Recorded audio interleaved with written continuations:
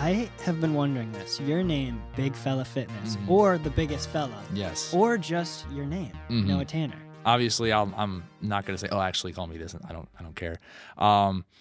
The Big Fella Fitness is just the name of the company. I'm a weight loss coach. So the name Big Fella Fitness is just kind of talks about who I'm trying to help, because, I was a big boy back in the day. Sam knows. And that's just kind of where it came from. But I used to call myself the biggest fella, and I was called the biggest fella. Actually, when I graduated, when they called my name on the speaker and I was walking down, like during the ceremony, they called my name. My dad stands up in the bleachers and screams at the top. And he's got a loud voice. Screams, "The biggest fella!" Like as loud as he can. Didn't really bother me, but also it did a little bit. But then my dad would call me the biggest fella, and then I started like a stupid Finsta account on my Instagram, called that the biggest fella, just because it's just kind of every once in a while it would be called that. And then I made my TikTok that same username, not really thinking anything of it. It's just like posting random BS videos, like 2019 when TikTok was like just turned from Musical.ly. And I was just, posting like a normal person would post, just like once every 3 months about whatever. And I was like, then I really started posting about it when I started losing the weight. I was like, okay, that kind of works. I'm not going to change it. Like, that's kind of cool. But when I started losing the weight, I obviously didn't have the envisionment of creating a business or anything. But then it just kind of kept going. I was like, wow, I really like helping people. I got some, I'll talk about later, like the moment that the flip switched. Mm-hmm. I was like, oh, that's what I want to do for the rest of my life. Because I had like a very distinct moment when that happened. But it just kind of evolved into, it just kind of like, okay, that's actually a really nice angle. And I really love that branding. And I want to call my business this. So that's what I'm going to do. That's sweet. But I don't care if it's like Noah, biggest, no one's calling me. Yeah, you're not going to be like, no one's going to say, what did you call Yeah. me? Excuse me? I'm actually this. Yeah. They call me the biggest fella for Yeah. a different reason. Right. Beat him up. So how, I guess this kind of wraps into what you said. Do you have an exact start day, or was it really kind of blurred, like you said? Like you're like, oh, this kind of works. For the weight loss? Yeah. Or not, I guess, for the weight, I feel like in my mind, the weight loss and the business are, while they go together, they're Yeah. two separate Oh, yeah, things. for sure. Completely. For sure. And I have the dates both. Like I have distinct dates in my head. So there is like I do. And like it doesn't really in reality work like that, but you can kind of go back to different timestamps. So my weight loss kind of started as a byproduct of COVID and lockdown and stuff. Oh God, I said the C word on YouTube. we actually dropped it last episode too. Well, Yeah. it's getting a little scary. Oh boy. It came as a byproduct of COVID. I was playing, I would spend every day, I was in college. I finished my semester online, obviously. And it was like April, May. And I was playing Rainbow Six Siege for 10 hours a day with my friends. Shout out Logan and Malachi. And it was like, okay, it's only fun for so long. We're playing PlayStation 4 literally like a job. And I'm not going outside. I'm not doing anything. And I thought to myself one day, I was just like, okay, if I can't lose this weight, I'm the heaviest I've ever been. And that's saying something because I was heavy my whole life. If I can't do it now, I literally will never do this because I have every hour of every day to do whatever I want. It's time to get to work. So then I just started slowly getting after it. But the day I say day one for the weight loss is April 17th, 2020, because that's the day I took my first progress picture. And that is that the Yes, famous yes. progress picture? Yeah. That's And everywhere. to anybody that's looking to lose weight, take a lot of progress pictures as your before photos. So when you're showing people, you have more than one photo to refer to, especially if you plan on posting on social media. Obviously, I have others that I have to dig for, but like just straight actual progress pictures, I talk about all the time with my clients and on my page and stuff. But take a lot of freaking progress photos at every stage. I recommend like once every 2 weeks minimum at any stage, whether you stayed the same, whether you got better, whether you got worse. Take progress pictures. But yeah, that's what it was. And I took that and sent it to my girlfriend. I was like, oh dude, like I actually really like how I look right now. I feel like I'm thinning out a little bit. I didn't at all. But like objectively, I'm pretty sure I went up 2 pounds after. It's mental though, Right. But it was like mentally, I was like, okay, I'm actually kind of proud of this. And I took that picture saying that. So who knows? Like if I took a picture at my absolute heaviest, maybe it was like maybe 5 pounds heavier than what that picture was. But yeah. So are you documenting every moment, really? Like if you're going in, because how many days do you go to the gym? 5 or 6. So like okay, I'm going to the gym 5 or 6. I'm going to record 4 or 5 of these? Or is it kind of like, I kind of feel like recording this in the moment? Because for us, we have to go in. We're like, all right, we're going to bring, at least for a podcast, obviously we need a ton of gear. But you could record most of your stuff probably with just a camera or a phone, right? Yeah, absolutely. And so I spent a lot of time thinking about this. I've never been a big, like, inside the gym creator. There's a lot of people that are. I'm not. I'm certified personal trainer. I know enough about it to make plenty of content on it if I wanted to. And I do every once in a while. But I've gotten to the point where I have completely systemized my content down to like a style. And most of that is educational and most of that is around food. Because if you're trying to lose weight, 90% of it's going to come from your nutrition. Yeah. And so, like, working out helps, and we can get into that if we want, but it's going to come down to the brass tacks. And if I want to help as many people as I can, I'm going to talk about the stuff that's going to impact them the most, you know? But in regards to how I record or recording in the gym, stuff like that, it's definitely more so of I have a Facebook group, I have Instagram stories, I've got, YouTube shorts, but this kind of ends up being the same thing. If I have like a really unique exercise that I haven't done in a long time, or I'm going for a PR, I'll record it on my phone real quick, and I'll talk about it on my Instagram story. Like, people that are on my Instagram story will see me like, oh, failed another PR today. Let's go. Completely missed it. Just wanted to show you guys. So it's the stupid stuff like that, just like the day to day. And in the Facebook group, those are people that are really trying to lose weight. I have a lot of clients in there. I have a lot of people that might become clients in there, just people that are motivated that want to lose weight. And I share a lot of my personal day-to-day stuff because people want to see that. And so it's like, hey, here's my workout. Maybe I'll take a clip of videos here, but usually it ends up being like, here's my split. I write out everything I do, and maybe I'll take a picture of, like, if I take a progress picture that day, I'll send something like that. But I don't record that much in the gym. So. And this is your everyday job now, right? Yeah. Because the famous video, another famous, where you basically stated, and this is when I first knew, I was like, I need to talk to him. Because that's a lingering thing, at least for Sam and I, is we're sitting in classes right now, but why are we putting so much effort and time into something we're like, I don't even want a degree or something like that. So being able to relate to someone that's like doing it and doing it well kind of felt like, I would say you're doing it really well. I would feel like, the effort is obviously, that's taking up all your time, right? Yeah. And I looked through the link. This is the link in your Instagram bio. Yeah. So you have a paid, basically, what would you classify the $49 plan? Yeah. Because I've seen, I read some of the reviews. They're like, it should be $100, should be this. What do you classify? And is that like your main thing you're selling, or is it that fitness coach? Yeah. So what he's talking about is, if you go to the link in my bio, I have like 3 buttons. It's one for the free Facebook group, always trying to give more free stuff to people. I have the coaching application, which that's where I make the majority of my income from, is one-on-one coaching. So they sign on, and I know if Sam signs on for coaching, let's say he wants to become 250 lean and bench 405, like just be an absolute freaking machine. You're not that far. I'm just kidding. He could do that. He could totally do that. But with the right coach. Sam comes in, he's like, hey, I want to get absolutely just monstrously jacked. I'm like, okay, let's do it. Then, he would pay me a certain amount per month for usually extended periods of time, usually 3 or 6 months. And that's where I make the majority of my money. That's where I spend a lot of my time. And I pride myself on how personalized and how in-depth and in detail I get with people in their lives. I would say that this is the line that stood out to me. It is my job to be your last fitness coach. Yeah.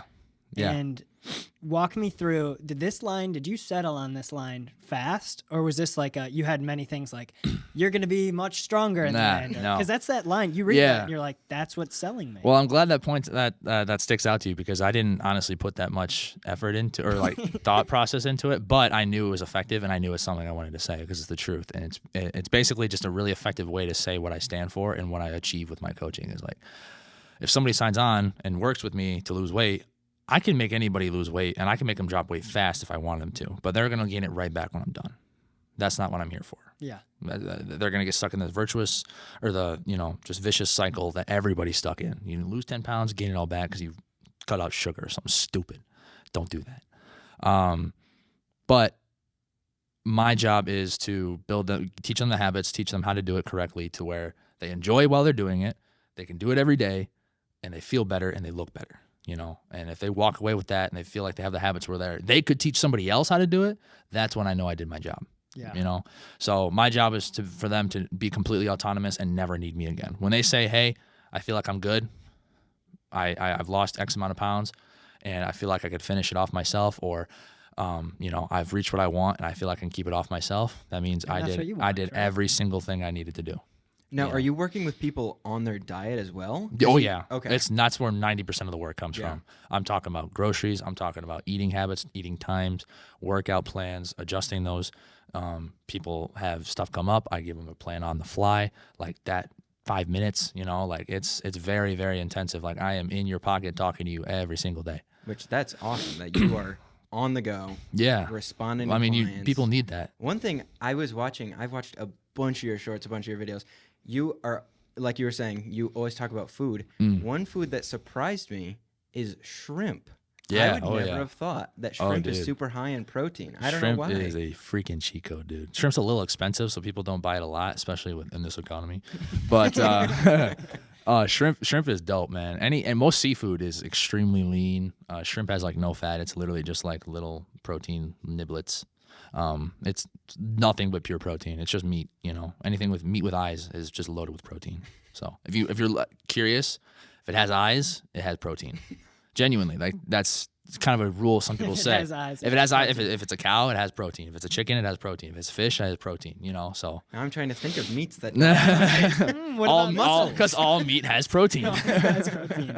Now, what about like junk food? You probably at least that would for me be a big hurdle is like replacing junk food.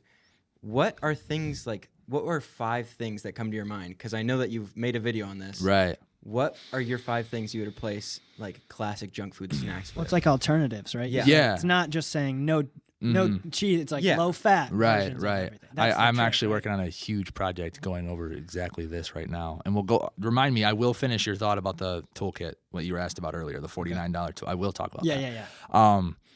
But yeah, so for me, my problem was I have the appetite of like a humpback whale. I need to be eating all the time. I just have an enormous appetite, and that was my issue when it didn't change. After the weight loss, I still have an enormous appetite. That is not stopped.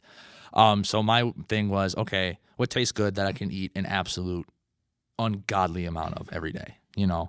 And a lot of that is lower calorie, high protein, low calorie dense foods. So lots of vegetables, obviously, lots of fruits, obviously. But there's also stuff more than that, like oatmeal, super high in fiber, super good for you, super filling. Because fiber fills you up like oatmeal. Crazy. Didn't you say it was like this is your 9th day in a row eating oatmeal? Oh, dude, that's nothing. Back when I was down on the weight loss, I would literally do 3 cups of oatmeal. Oh my God. And 2 scoops of protein powder, and 3 spoonfuls of cocoa powder, my goodness. and a banana, and 4 pieces of toast for breakfast every day for like. Is that hard to get down? No, not for me. Was it like this takes like an hour to get down? I made it taste like brownies. Wow. Cocoa powder, 0-calorie sweetener. Oh my gosh. So is that like? Would you say that's basically your trick? Is just high volume replacing foods with volume foods eating that you think would taste like that still? Well, yeah. I mean, people are never going to see success if they love Reese's and they never eat Reese's. I had a Reese's last night. I freaking love Reese's. But I'm not going to eat a Reese's, 5 Reese's every day. But if I'm craving a Reese's, I know there's powdered peanut butter I can go buy. I know there's sugar-free chocolate I can go buy. I know there's cocoa powder that's super low in calorie per serving. You know, you just got to get a little creative sometimes, you know. And my end goal is to basically have all of these resources and groceries. People aren't aware that there's dehydrated peanut butter that's super high in protein that tastes not completely the same, but way lower calorie. If you're trying to lose weight and you love peanut butter, that's the move, you know. So stuff like that, my goal is to make that as apparent and as accessible to everybody as possible. But yeah, it's just making those swaps, but also knowing that if you want the real thing, you can just go have the real thing and in moderation, you know. So, but filling yourself up kind of comes first, you know, but you can't fill yourself up 24/7 on stuff you don't like. Yeah. So I've had this while I was watching your videos, this thought came to me. My 600-pound life. Mm-hmm. If you were to be the life coach of one of the people on that show, I'm sure you've probably maybe subconsciously had like, I would do that to help. How would you attack that as a subject? That's a great question, because you work with a lot of different people with a lot of different mental and physical barriers when you do coaching. Like, you hear it all. You hear all the excuses. You hear all the motivations behind it. You hear some really great stories, and you get to learn a lot about people. So I would really dig into their why. So you're 600 pounds. You want to lose weight. Why do you want to lose weight? For a lot of those people, it's like, I don't want to die. I mean, genuinely, like, that's where on that show, from what I've seen, it's like, the doctor told me I am going to die in 3 years, so I need to turn this around. So I'm like, okay, waking up in the morning is pretty cool. So let's continue to do that. So in order to continue to do that, I'm not going to fear monger, though. People do that. And like The Biggest Loser back in the day, dude, they would just literally maim the contestants. Like, dude, just insult it. Like, you are going to die. Like, that is terrible. That is not the way to go about it. Just like completely fear mongering. That's not how you do it. No, but I would attach their why. I was like, okay, why do you want to do this? Okay, cool. So let me take your lifestyle right now and shift one habit first. Okay, you're walking 500 steps a day, which is nothing. Yeah. Most people average like 6,000. Okay, let's get that 500 to 1,000. That's all I want you to do this week. Don't do anything else different. Only get from 500 to 1,000. Did that for a week straight? Perfect. Okay, see all that soda that you're drinking? Let's make a diet soda. That's all I want you to do this week. And then just stack them. Their lifestyle is not really changing. Yeah. But the calories are going to start dropping.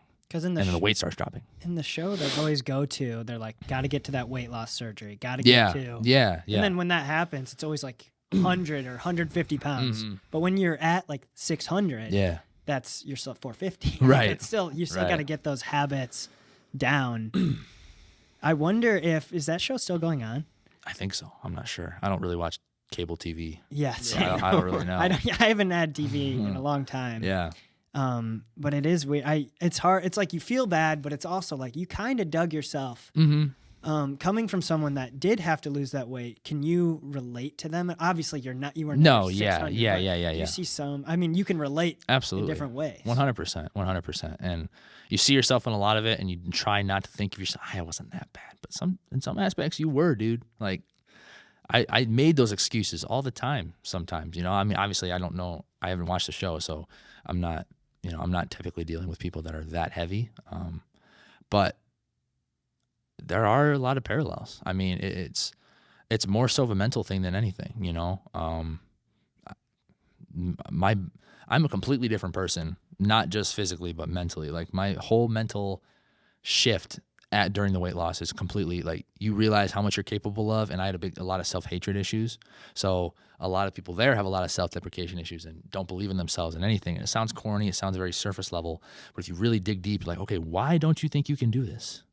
Then you get somewhere. And then, people usually start breaking down and, like, you get real deep about it sometimes. But that's something that, obviously I never really had struggles going to the gym personally. Some people do. And when you're at that level, when people aren't, struggle getting off the couch, struggle showering themselves, that's, something I never had to deal with. But there are definitely some parallels for sure. I have a really deep question. Let's do it. Maybe it's not that deep. What is your why? I hated myself. So straight up, I had a lot of really, really bad self-deprecation issues all through high school. And, I was a pretty happy-go-lucky guy for the most part, and that's genuine. But there was also like kind of like back to what I said earlier, you get a lot of backhanded, compliments, like get a lot of disrespect that's hidden under jokes. But like at the end of the day, you're the butt of the joke 99% of the time. If you guys get in a fight with somebody, if you get in a fight with one of your friends, oh, but you're fat, so you lose. That's how it is every single time. Every single time. That's how it goes. So that was not helpful. That I had a lot of, didn't like what the mirror looked like ever. That wasn't fun. And like I said, I was pretty active. I liked lifting. I liked going to the gym, but I ate for a family of 7 every night. So it made it difficult. But yeah, it was definitely my why. When I actually started it was like, okay, if I can't do it now, I'm never doing this shit. Like it's time to go. And I've had plenty of bouts of temporary motivation, but motivation is fleeting. Motivation does not last forever. So, but yeah, my why was I really would like to stop shitting on myself all the time and like what I see in the mirror and finish what I start. That was a big one, you know. I would always start things and never finish them. Now I never not finish something, you know. So that's kind of what the mental stuff comes in. But yeah, for me personally, I know a lot of people, I have a lot of mutuals that were, you know, suffered with depression and suffered with some pretty scary thoughts. I was not in that. But I know a lot of people that struggle with their weight that were. I know them. I've spoken to them. They're my mutuals. They're also creators on TikTok. Like, I know a lot of people that struggle with that. I did not struggle with that specific issue, but the self-image thing was big. So you said you had like spurts of motivation. Oh, yeah. Did you ever have like a movie or like did you ever have like things like little things that would be your motivators for a while? 100%, dude. 100%. What were those? Oh, you know, watch a motivational movie, listen every once in a while, just Google motivational music YouTube 2022 or at the time 2016 or whatever, you know, and then have some random military boots, you know, sergeant screaming in your ear. You're going to go run around your neighborhood and then you're exhausted and you go eat 4 Oreos and drink, you know, a bunch of milk and, you know, just eat a bunch of ramen and just go to sleep. It's like, okay, I did my work. Like, all right. That stereotypical stuff like that as I was a kid, you know. David Goggins was a big one. Oh, yeah. If you know who David Goggins is, I do not like idolizing human beings. I do not like putting people on a pedestal, but that man is my hero, like 100,000%. Whenever I was losing steam a little bit on the actual journey itself, pop him. It's still to this day, it's like a superpower. If I got Goggins in my ear, no one's outworking me. Like, that sounds super cringy, and it is, so whatever.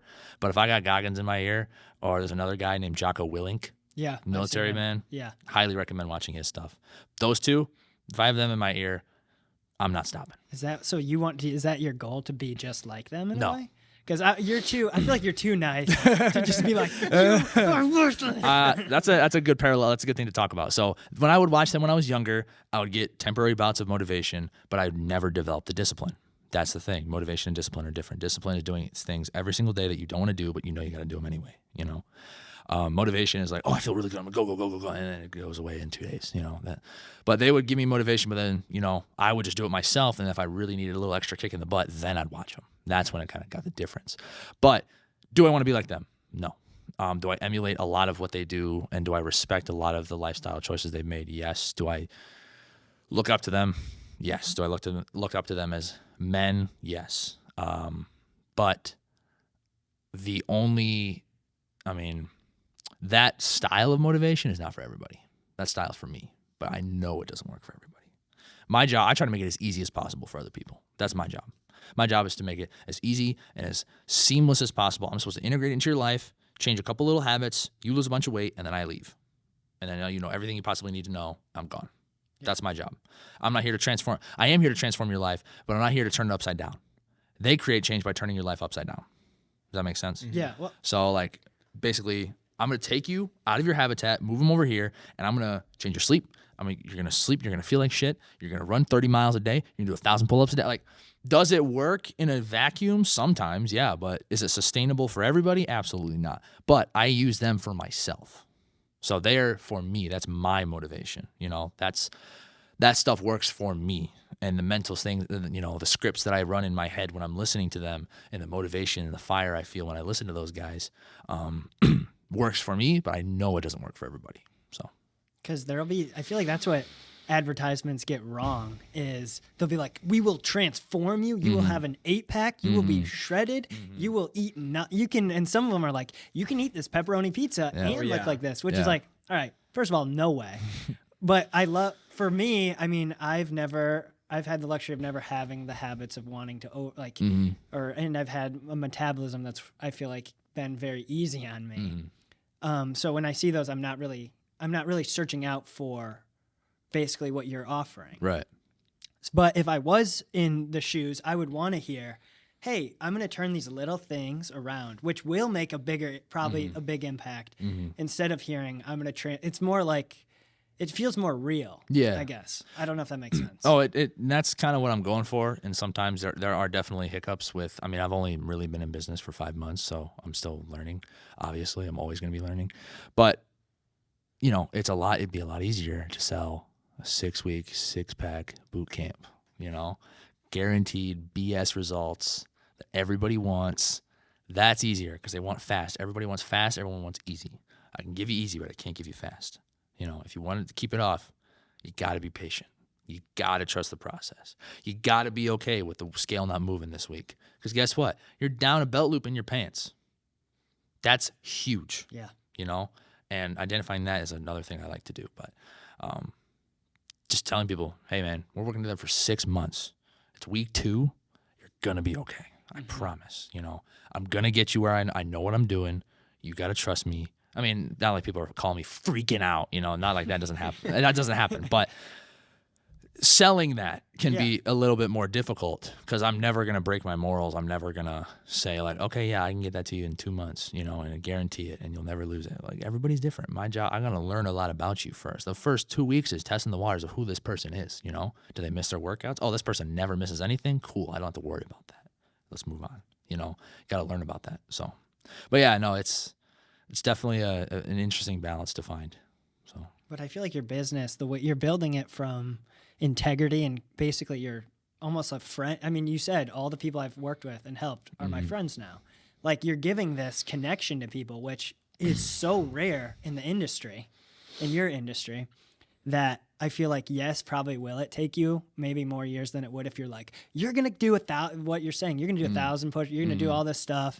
That's like all the glitz and glamour. But you're going to be making, like everyone you've worked with is going to be saying, hey, it felt so comforting. So I feel like you're building your company up just who you are, and that's awesome to see.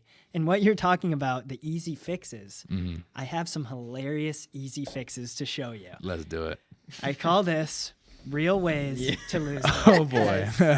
All right. Starting at number 1, we have a powder to sprinkle on food that enhances, and I also have the photos with these advertisements. Okay. This is last year. Okay. Enhances its smell and taste, ultimately making consumers eat less and lose weight without dieting. And this is the photo.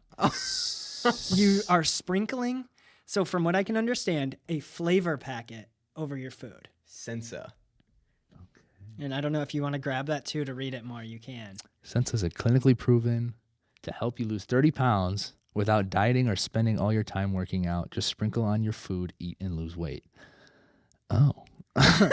Okay. Yeah. Yikes.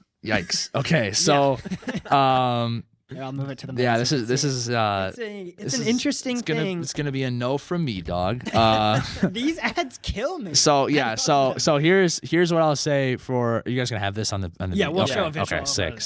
So couple things to kind of look out for with this stuff. So what kind of jumps out to me is they have a set number. Need to lose 30 pounds. Yeah, that's big red flag. No counting calories. People use that. I use it sometimes. That's fine. No stimulants. Some people care about that. I don't. No pills. That's fine. Whatever. The fact that they're selling a fucking powder to sprinkle on your food to lose weight. That should be a red. Probably the biggest red flag. I've never even heard of this, and I like to try to study different, clinically proven weight loss drugs, like synthetic drugs. There's one called semaglutide. That I ever heard of Ozempic on the commercials and stuff. That's what that is a semaglutide or semaglutide, whatever you pronounce it. And that's like stuff I like to list because that's actual like studied synthetic drugs. It's like proven to work as well. It's just appetite suppressant. That's all that is. Okay. You're not going to change thermodynamics. Yeah, that's not how that works. And that's what this is trying to claim to do. If it said like, hey, this will sprinkle this powder on your food and it might lower your appetite, or maybe it just tastes better, full stop, you won't lose weight, it's just going to taste better. Maybe it's a salt, maybe it's just salt. Yeah. Maybe it's just MSG in a packet. Yeah, right. Like, I don't want to eat this pizza. Yeah. I better sprinkle the powder on it. Insta eating disorder. That's funny. Insta eating disorder. Yeah. So yeah, okay. Good one. I like where about 5 more. Sick. Homeopathic drops made from HCG. Are you familiar with that? I'm not familiar with that. Probably should have researched that a little more. But I love this next photo. A hormone produced by the human placenta. And then we have this crazy, I'll show Sam first. This is like straight out of like 2006. Okay, I know. Placenta, the film on a baby when they're born. Yeah. So basically it's promising you life. You want to be a baby? You're going to take the placenta pill. Ugh. I know people in Hollywood do that. They'll take a placenta pill or like they'll eat the placenta after it's been given. Yeah, I have heard that. Yeah. This might be so out there that you can't even understand what's going on. Well, okay, yeah. I never try to pretend to something I don't know what I don't know what HCG is supposed to be. Okay. Just a fancy buzzword. It says fast weight loss. Huge red flag. If it promises fast weight loss, run in the other direction. And with everything. You're gonna get me with the baby with the center. Exactly. I mean, the fact that they're selling placenta juice or something. I don't know. First off, I'm wondering whose is this? For real. They're just pumping out babies. Yeah. Oh, the ad is so well. Rite Aid and Carmen GNC. Electra's on there too, like old actress from way back in the day. So that's got to be an old ad. And it says it doesn't say FDA approved either. Yeah. It says FDA inspected facility. The fact that none of us have ever heard of that random drug just makes me think it's a random drug. It is like sold on the street. The fact that I haven't heard about it and I've studied it a lot says something. I don't know, but that's weird. Yeah, I'm kind of go home and look at that. But yeah, that's funky. Almond Beautiful Shape Cream, which promises to trim 1.3 inches from the user's thighs in 4 weeks. Oh my! It will sculpt your fat. What does that mean? Thing. Oh, come on! Not dude. Sculpt your body, sculpt like your fat. It looks like someone went to Hawaii and did a little photo shoot. Yeah. Harness nature's secret. I want to see this. People like to sell the natural stuff. People like to sell like almond. Yeah, like it's from nature. No. Okay, so first of all, can't shape your fat. Don't know where they got that. Babe, I'm shaping my thighs. And another thing, everyone has different genetics. Everyone has different fat loss distribution, and the fact that they're saying they're guarantee a 1.3 inch, which is so from specific. your thighs, is so dumb. Maybe it's good for your skin. It could be. I've never looked into almonds being good for your skin, but I could believe that. Cellulite fighter, cellulite's genetic. I mean, there's a couple things you can do to fix your cellulite, but cellulite's the stuff in your thighs that, like, if you're bigger, you just get like this makes it look like bumpy, sort of. It's kind of hard to explain. That's what cellulite is, and it's a huge target for some fitness people to target for women, because it's a big insecurity in a lot of women. So if they're targeting it could be belly fat or cellulite, that's usually predatory marketing. And if you don't know, I want to give some credit. And after this, I want kind of us to all take a little retrospective and say, what one could we possibly fall for if it had the right ad? Because some of these, the ads just look like they were made in 2 seconds. Yeah, for sure. For sure. I'm for sure. So far, the weight loss advice on that one is terrible, but maybe I'll use it for my skin. For the almonds. Maybe. Yeah, maybe. Double shot pills in which blue capsules burn fat and red ones block calories. I'm gonna the red or the blue pill. What? It's literally the Matrix. What is this? This looks like threw a doctor Oppenheimer. on. They threw a doctor on there. This is old. This has got to be old, huh? Blocking calories. It's just It black and said white, this was released. This was the last year's worst thing. The things that were getting people apparently. So is it possible to block calories? Okay, I was No, gonna say. it's not. The only way to block calories is to not eat calories. Yeah, I was gonna say. There's no such thing as blocking pill. calories. Yeah, you taking the red pill? That's insane, bro. I never have seen anybody that just straight up says, yeah, the calories will just straight up not happen. Do you know what if year you this eat is this. from? That's It said this is last crazy. year's advertisements. Director of Weight Loss Research from the Freedom Center Against Obesity. Dr. Breachman. We'll have to look into this guy. Yeah, there's no way. Medically proven medically. It says medically twice on the sticker. I've never seen that before. I've never seen that before. That's good, man. This is a good one. This is my favorite. Caffeine-infused underwear that promises to destroy fat cells. And I give you I pant. Oh my god! Wow. Again, anti-cellulite. One sec, babe. I'm getting juiced on this caffeine. Oh my god, what the fuck, dude? You actually did a an good Apple job product. finding these. This is crazy. I've never seen any of this, dude. Wow, Oh my gosh. that's insane. I pant. That's crazy. Oh, shoot, we need a name. Yeah, I pant? yeah. Okay. Not Sounds like even something pro. I pant. iCarly, dude. Wow. I got it. Where's I pant? Caffeine pants that sculpt your fat and kill your cellulite. Wow. That's insane. Dude, you found some good ones. Props I've to Luke. These are never seen hilarious. There's some this. gems on here. Wow. You did a good job. These are I thought they would be like semi-credible ads where I just like, okay, this is kind of a red flag, but this is technically true. No, these are fucking out there. I was looking to bash. These are bad. I'm gonna do a little click through for you. Yeah. And also, do you like how I added the cube transition? Oh, it looks so good. I'll give I guess I can go. What one of these? Are we walking through the store, or are we seeing this online? That's true, because online ads are a lot different than at the Yeah. store. I mean, if you see these products, most things nowadays are online.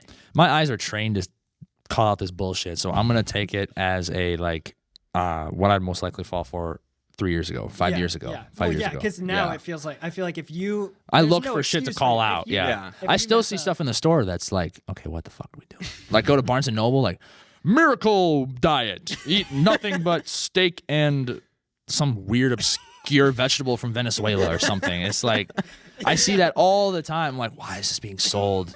Like, why is this real? Why is this happening? Why do we live in this world?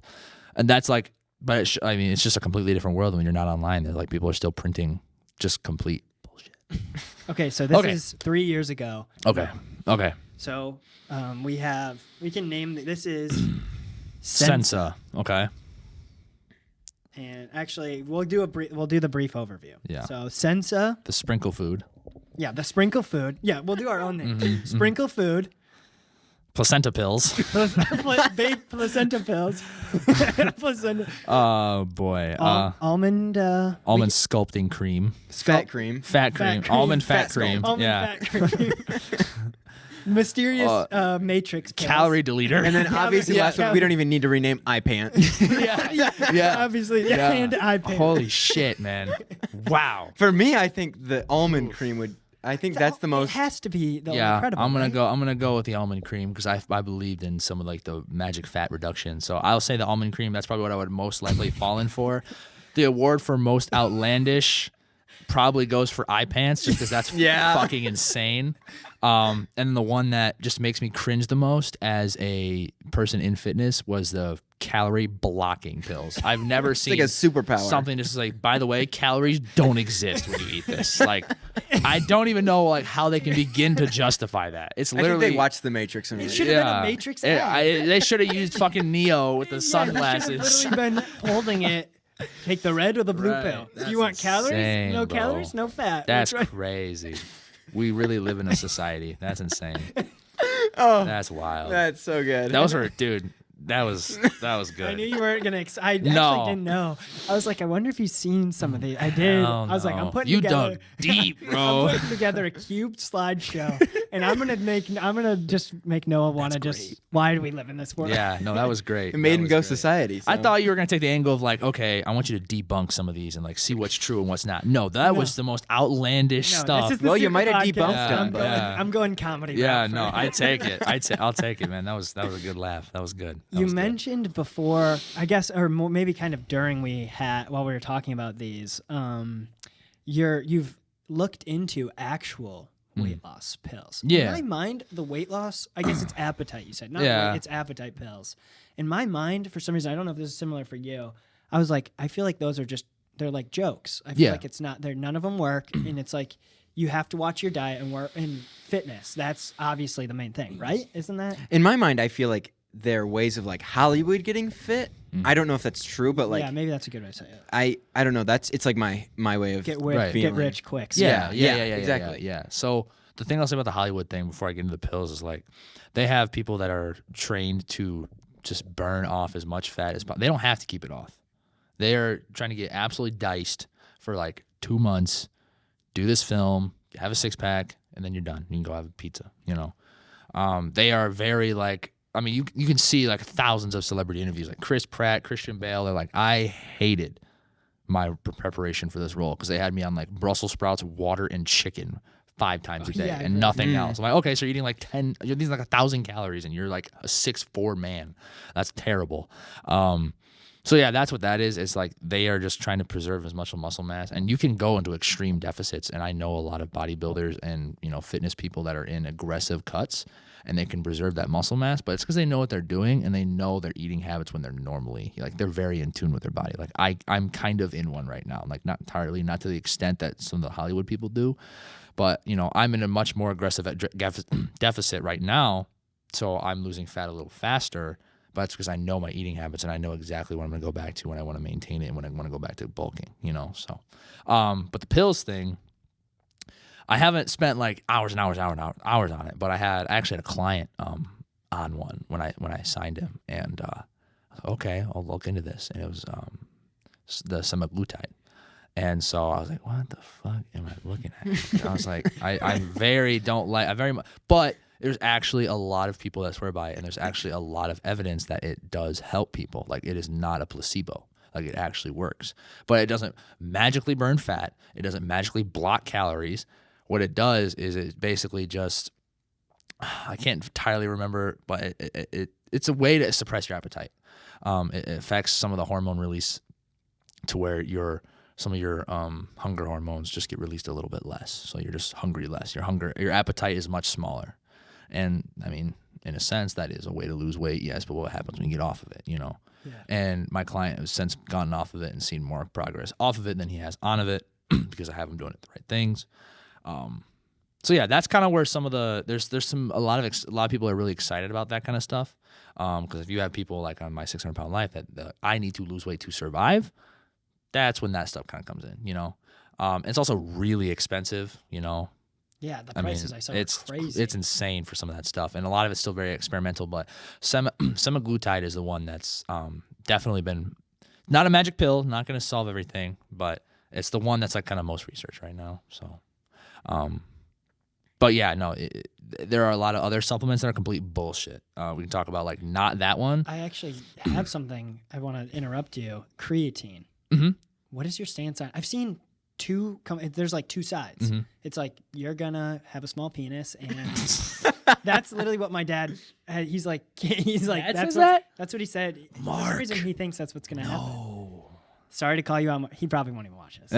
Well, I mean, I had him for seminar one year, so maybe he'll remember me. He's like, he actually is like really into fitness stuff as well. We could say it. Mark's jacked. Mark looks He does good. have a complete six pack. He's got a good physique for sure. He works out every day. Yeah. So when he tells me something, he reads like Men's Health stuff a lot. Yeah. So when he tells me, maybe that's like maybe just certain creatine or old. Maybe that was just when he was younger. Yeah. That was like he said at school that was the joke. Yeah. You had creatine, that's what's gonna happen. Yeah. So this is the more interesting stuff. We kind of talked about some of the boring science stuff there for a minute with the semaglutide, but this stuff creatine is something that a lot of people use, and I have used it for years. It's creatine monohydrate. There's a lot of different types, but it is the most researched diet or just health supplement in the world. Like, it has the most studies done on it is creatine monohydrate. So it's very much a plus. It's not an anabolic steroid or anything like that. It basically just puts water into your cells and helps you push a little harder in the gym. Like, when you're going to failure, you can push to failure a little further when you're on creatine. Nothing insane. It's not a miracle drug to give you, 24-inch biceps. Yeah. But it does help. Now, about the small penis thing. Is that I have failed to report that. Next question. Yeah. I've heard people say. Not creatine, but some anabolic steroids will shrink your balls, not your penis. Okay. So that is somewhere, Mark, don't worry. Yes. Right. Yeah. same area? Yes. Same area. It will affect your manhood, but in a different way. But not creatine. Creatine will not. Okay. But like when you're really juicing and you're on stage and stuff, like D-ball, Rad 140, Tren, that kind of stuff, the actual anabolic steroids, that's when it kind of fucks with your testosterone and your testes get. Testes get. That's a clip right there. Clip it. I recently was hired to go and take photos of someone lifting, and they mentioned something that kind of caught my ear because we have some dumbbells and are actually lucky.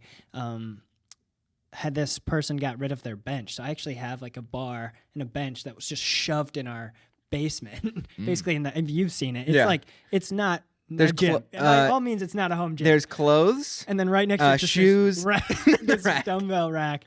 So I'm not a big. This is just to say I'm not a big fitness. I'll work out sometimes, but I'm shooting photos, and this kid mentioned something to one of his friends, and we were at the rack, which I know gym. You go to South Shore, yeah, because nice Grant Hardy I'm friends with.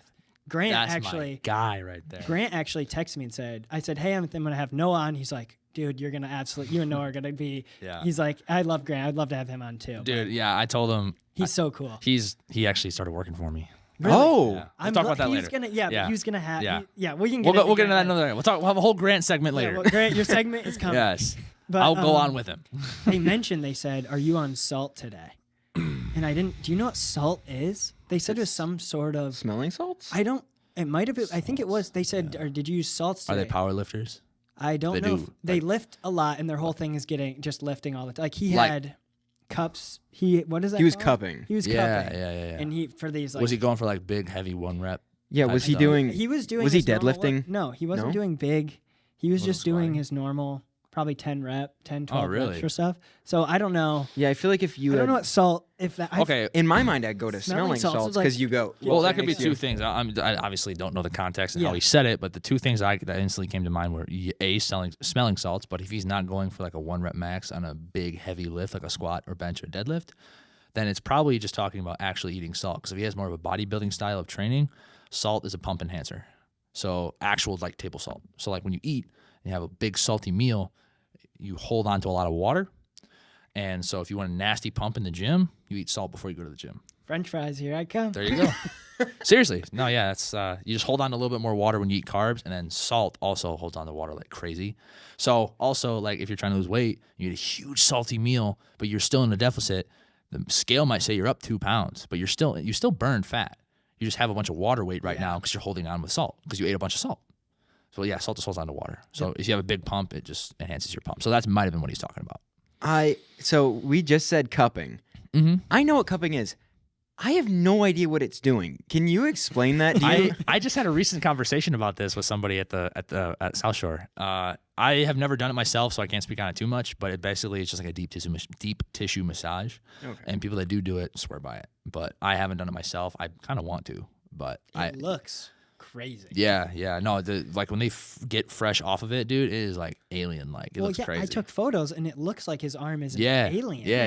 And I was like, interesting choice. Yeah, no, it people that do it swear by it. I've never done it, so I can't speak on it too much. But I've seen good things. There's a lot of really high level athletes that do it. So from that, I would say it does a pretty good job of what it's supposed to. So we just kind of mentioned Grant. I want to get to this because I love Grant so much. Me too. That's awesome that he's working on it because he texted me, or I kind of knew about this maybe 2 or 3 years. He's like, I want to start my own fitness. Yeah. I'm sure he's talked to you about it. Oh, we've gone to extensive conversations. Do you see your only employer? Do you have, and what does he do for He it? is not an employee. He's like, technically he's tax reasons, he's an independent contractor. So basically, gotcha. But no, I'm not. No, I'm not at the level to where I have like full-time employees. But when I do have a full-time employee, I want it to be him. Oh yeah. As of right now, I want it to be him. Hardest worker. Right. So, I have a really big project right now, and it's actually it's increasing and building something that I'm going to keep secret that I'll talk to you guys off air. But a lot of it also is the toolkit and making it better because I'm like nowhere near done with that thing. Like right now it's easy. It's available. It's a giant collection of digital products. So it has just it's just jam packed with a bunch of education, but in a very digestible way. I've spent ungodly amounts of hours on it. And so basically it's just a giant Google Drive link that has just hours of education that I wrote myself with personal anecdotes all over the place, written out by me. So it basically, if you want to do weight loss yourself, that's what it does. Awesome. So like if you want to learn about it, if you want to know what you should do, if you want to know how to start, what habits to start, where to swap things, you use that. And so I have other things. I have like a list of like 14 other things that I want to add into this thing. So it's like not even halfway done. But with all my clients and all my content work, I'm like, I need help. I need somebody to take some of this load off my shoulders because if I want to get this as good as I want to in the time frame that I want it to do done, I need another body working on this. Oh yeah. So I reached out to a friend named Maria, and she's working on it as well in her spare time. But he and I actually just sat down yesterday for like 3 hours and just went after it.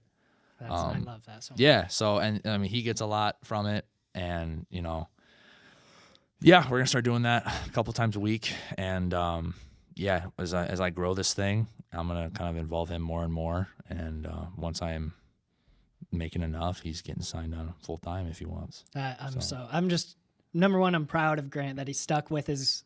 I love when people stick with their dreams because obviously we're chasing, you're chasing. Yeah. I mean, we just met you more. We gotta talk about y'all soon. No, yes. we can do that off air. Yeah, we can talk off air. These people have heard all about. You don't want to bore them with us. Fine. What is this is a hard question. Okay. Is there, obviously, I don't think there's such thing for dreamers, the end goal. Right. But is there okay, I want to be, in my mind, this is how just from talking to you, I feel like your answer would be, I just want to keep helping people and obviously grow to have everything to be paid for that I need. I feel like I get no sense of, and like you're saying, lose all your weight instantly, have a six pack. Right. That's not your thing. Is there that end goal though for you at all? Right now, my goal for this year is for it to fully replace the income of the other jobs I was working. I was working 2 jobs, 65 hours a week for the last 2.5 years. Jeez. So those last 2.5 years was building up to October 17th, which was when I launched the business. And January 1st was when I did the I'm retired video, which I had a lot of people locally talk to me about that video. Anyway, so the last 2.5 years were preparing for that moment, and it's gone pretty well. I'm very happy with how it's gone. It's gone better than I thought it has so far. The clientele has gone in at a pretty steady rate, which I'm very happy about. But ultimate goal wise, I did a lot of work on that today and yesterday, actually. Just I always like to check in every couple months. Okay, what's my roadmap? Don't get too stuck into the minutia of things. What's my roadmap? What am I working towards for the next 2 months, next 5 months, next 10 months? What are the hard deliverables I want to hit? And, there are some people making some stupid amounts of money doing what I'm doing right now, and I think that there's no reason why I can't do that, but I'm not going to sacrifice my service, and I'm not going to fuck anybody over by doing that, because I know people that are doing 130 clients. Oh, my gosh. No, I'm not doing that. So are you having to turn down clients then? No, I'm not there. I'm not there yet. Okay. But I'm just saying my goal right now is to develop systems, and I love building. And we'll talk more about this off air, but I love building things. And my goal is to continue to help people one-on-one, but make that only a select amount of people. Let's say I cap at 25 or 30. That's a good number. But I still want to be able to have tools and education and other paid and free things for people to lose weight themselves that I created without me having to be there. If that makes sense. No, it's 100. It makes sense. So it's basically just higher leverage opportunities that are cost effective for the consumer, but still effective for the consumer, So that's my goal, is just kind of obviously help as many people as I can. I have a lot of personal income goals I want to hit, but nothing egregious. I'm willing to take as long as it takes, and I know exactly what I have to do. It's just a matter of shutting the fuck up and doing it. So that's kind of what the plan is just to scale the business to the point where I'm comfortable. If my girlfriend doesn't want to work, she doesn't have to work, and I can pay an employee and still have an employee, and he can be paid fairly. I'm not gonna go to a virtual assistant in the Philippines and pay him 4 cents an hour. There are people that do that, genuinely. Oh yeah. But I'm not doing that. So if it's Grant, if it's somebody else, I want to have at least one person under me to kind of help me with just cover some of the day-to-day stuff, so I can focus on my clients and nothing else, and then I can have these systems in place where I'm helping another 1,000 people with different programs or whatever that I'm just not directly overseeing. But there's a lot of people that try to do that is complete bullshit. Let me just tell you a bullshit $25 workout plan, but I have big old boobies, man boobies, pecs, shoulders, biceps. So you're gonna buy my chest program because I have giant pecs. People that do that and they're shitty, and people are like, this was not good. I'm not doing that. I'm not selling. I never do meal plans, and I'm never going to sell programs one-on-one. I'm never just going to sell a one-off program. So it's going to be unique to me, and it's going to be actually effective and actually practical. And if you obsess enough about the customer, you'll get something right. I think that's everything you're saying. I mean, obviously I'm not in the fitness world, but you can just see it's just being a good person. You're basically saying, I'm going to be a good person to you. That's 90% of people can't do that or offer that. For some reason, I guess it's really just chasing money. It's just easier not to. But you said a line, and I feel like this has come up in videos too. It's shut up and do it. I feel like sometimes, and this is tricky, And I know we said we didn't want to dive into us as much, but I just Do love this guy. You know what? Fine. We're getting Dave. If you're here right now, you're staying. Yeah. You're not going to get. If you're here, you're invested. You're here for the rest of the video. Yeah. If you're this far, we have enough clips already. Yeah, we got our clips. Sam and I will get on. We have our podcast. Yeah. If we don't have guests, we're talking, and we started off by just talking about like we started up our film company, and our end goal just kind of. Sam and I have always had. We have like master plan laid out. We have some building film blocks. Directors and producers to kind of bring back the non-political entertainment side to movies. It's kind of our. Okay. I guess that That's would be your a angle. rough goal to say. That's kind of the angle. Like, hey, movies right now kind of suck. That's what makes Suka. Yeah, and we're kind of pumping in that like little. Or not Suka. It's Cinemet. Cinema. There's two. Yeah. But what's the film company? There's Suka. This is when it gets a little tricky. Right. That's where I want clarification. Cinemet is like videography and photography. Oh, so that's like the commercial side of things for like weddings and shit. Yeah. Okay. And then Suka is the let's Passion go. We're making movies. shit. Like Okay. Sam's working on his short film. I made clear. my short film. That's kind of. I need to watch that. I saw the trailer and it looked so cool. I think you'd love Race in it, right? Yep, Race Bedek? Yeah. No. And then my dad and Sam. I will absolutely. Go I was and actually the watch star of it. Yes. 3 scenes. Star Sam Braidaway. Yeah. No. I will watch yours. And I will watch yours when it comes out. 100%. And I think for some reason I picture doing some sort of film with you at some point. down. I think that'd be. I'm just floating that out now. Absolutely. I'll do it. But kind of getting to the end of my point before I start rambling is we'll get on and we're basically sharing what people want to hear they don't maybe want to hear, but we're at least getting a certain, when it's just us, it could be 50 to like 80 people. It's usually when it's just us. Yeah. Guest, it could be 500, 600. We'll get way higher. Right. But when it's just us, we will talk about what our plans are. And I feel like that's not shutting up and doing it. What is that? Like, you know what I mean? It's Absolutely. tricky, but it's like, should I not be talking? What should we just be saying funny stories? Maybe it's more fun. Like, well, we can talk about like what's effective in content, what's effective in business, and that's what I really want to dive into y'all afterwards. Or we can do it on the mic. Who cares? It's up to you guys, your show. But what I will say to that is something that kind of changed my life and my perspective on business advice. And I've heard this from said a lot of different ways from a lot of different people, but I listened to it a lot when I was I went through a full year of it, and I want to get back to that, and I'm getting back to it now. But basically, the quote is, or the saying is, if you tell people about your progress, you're not going to make any progress. Or you can tell people about your plans. Don't tell anybody your plans. Just do it. yeah. The more you tell people your plans, the less it's going to get done because you're getting a false sense of productivity. Yeah. And I was a gigantic hypocrite with that. Like, I did that all the freaking time. Like, I was guilty of that almost every day. I would tell people, oh, I got all these. Why say anything? Just go do it first. Show them, and then you can talk about it. Get the work done first, because then it is creating a false sense of productivity. But I just had a giant brainstorming session yesterday, and Grant was involved with this. And I have a really big project that I want to work on. And it's fun to talk about that stuff, and you need to have that, but it's more so I only do it so often, and only every couple of months. That's what works for me. Everybody does it differently, but like, I kind of okay, hone back in. Let's see what the plans are. Let me see what I can change, where I can shift directions. Okay, I really like this, and then I go down a rabbit hole. I enjoy it. Okay, done talking about it. Let's go do it. And it's certain people too, I feel like. Oh, yeah. Because there are people that will go and just jabber about you, or they'll jabber about what they're doing. And it's hard. It's addicting. It's addicting to talk about what you want to do. Yes, that's very true. And that is a rabbit hole that like so many people fall into, especially if they're hungry, but they're not. They're hungry, but they're lazy. I don't really like saying lazy, but if they have dreams but they don't ever execute on them, that's the biggest trap or pitfall they fall into. So I'm glad you brought that up, because that's huge for young people, I think, is stop fucking talking about it and go do it first, And it sounds aggressive and it sounds assholey, but it's the truth. You're going to get stuff done if you actually go do the thing. Yeah. Stop talking about it, Yeah. And one of my dreams to have is we're slowly starting to find people in the area or that used to be around the area, then move. Because right now that's our connection. Like, thank goodness that you and Sam and you went to Lakeshore. Yeah. Or because I taught him how to throw a discus. Really? We have to do that at some point. After your point. Oh, hell yeah. I think I know what you're going to bring up, one of them.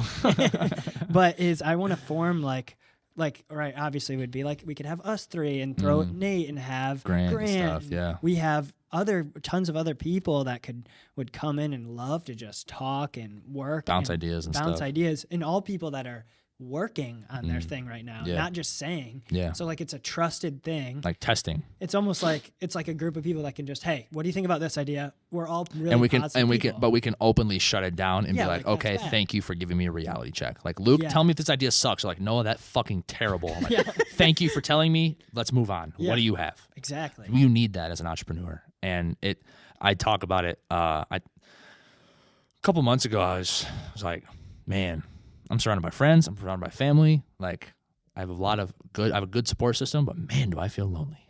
I'm the only motherfucker doing this right now. And the only person that understands what I'm going through is me.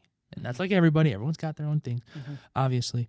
But with the business, it's like, I'm the only person that has this vision on the planet, and that's frustrating. And that gets really lonely sometimes. So having networking like that is very awesome.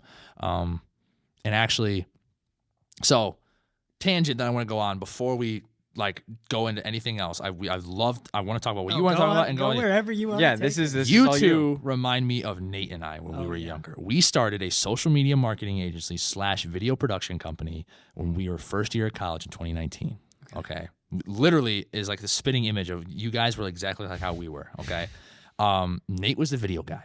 Okay. You see my skills with the videos now in the short form. It's whatever. Nate was the one that was he's still leagues ahead of me with his video and editing knowledge. I've caught up to him a little bit because I had to teach myself how to do everything. So you do edit though, right? I do everything myself, which maybe once I start making a little more money, you guys edit for me. Hey. I reached out to you guys a long time ago about that. I remember that. We'll talk about that shoot. But we started this media company together. It's like, let's do social media for other companies and also start a podcast. We had 3 failed podcasts, 3 different names. We had some fun young rappers on that was fun to talk about. And we had, he had blown up on TikTok for lucid dreaming. So he had a couple connections. So we would talk to like TikTok guests and we had some fun with it over the summer, but COVID killed all of our momentum, like cash flow wise, because we were actually talking to a lot of different companies about running their social medias, and then COVID just fucking wiped us out. Oh my God. And then we came back in the summer and tried again, did the podcast thing, and it was fun, but it was just I didn't like it, and then I tried to take over and shift things, and then Nate didn't like it, I didn't like it, weren't making money from it. We're like, okay, let's just fucking end it. Let's just kill it, But I just wanted to say that because I have done exactly what you guys are doing now, but you guys actually have promised because you guys are passionate about this. I wasn't. I wanted to make money with my best friend. The podcasting thing was fun. It was just to fuck around and post on the YouTube video, go instantly viral tomorrow, which I thought was a thing. And yeah, so I just wanted to say that because it was called Ultra Media. And we were actually a part of we paid to be inside of a networking group. And do those work? Have you been in any more of those besides that? No, not with Big Fella Fitness. No, I don't need to. That makes me think of the I would rather. Yeah. Yeah. No. This was a local bunch of entrepreneurs in Berrien County, like a bunch of realtors and bankers and life insurance agents and septic people. Just family owned businesses and stuff. And I'd go and talk to them, and it was fun. We were the young guns of the group. Didn't make any fucking money from it. But it's also because we were really shitty at business. It wasn't because of the group. We sucked at what we did. Like looking back on it is like, it's a little embarrassing. Just like what you learn, that's how you do business. You fail 1 billion times for one yes, and then you do it again. Maybe it's only 500 million times the next time to get the next yes, But yeah, I wanted to say that because just like seeing you guys on, I told Nate this at the gym this morning. I'm like, this podcast I'm going on, you got to check them out. It's literally like you and me 3 years ago, genuinely. Because it's like, but you guys are hungry. We were hungry, but we were hungry for the wrong reasons. You guys are hungry for the right reasons. Yeah, which I feel like that's the why. I mean, there's whys for everything. Absolutely. But you guys are passionate about filmmaking. We would never make a fucking short film for fun in our lives. We would never do that. We didn't want to. You guys want to. Yeah. So you guys are making them. Keep doing that, by the way. That's how you get better. Just get reps in all the time. Even if 5 people are watching it, get reps in. That's how you get better. That's how you get noticed. I love that energy. Yeah, that is what we love to hear. And we love giving that. We try to give it. It gets harder. Our schedules have ramped up so hard now. Like we're somewhat starting. We did that with that prison guard, Scott Port. That was our first video to do. Almost at 1,000 views on the podcast. Really? The clip has 6,000 views. Like the actual 12-minute clip. So we're starting to get some, and I know I say this every episode. This is the one that's going to I'm sure you know. Right. I was like, Noah's an awesome guy, has awesome things to say. And I hope that this does bring people in to see. I mean, this is to get to see who you are. Yeah. I mean, yes, you had the podcast, but you weren't doing what you're doing now. No. So completely different. It's completely different. Yeah.